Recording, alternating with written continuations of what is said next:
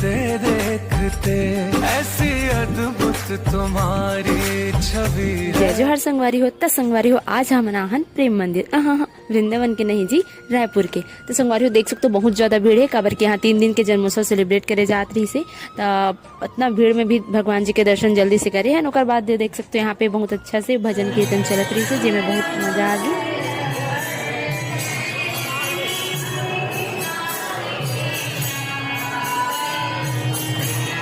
संगवारी हो भजन वजन करे के बाद हम अनाज थने साइड प्रोग्राम जहाँ चलत रही से शास्त्रीय नृत्य के कार्यक्रम जरा देख के भी बहुत आनंद आ गई।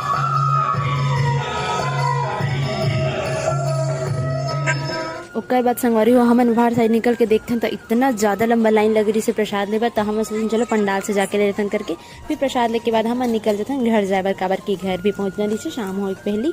तो संगवारी हो कैसे लगी आप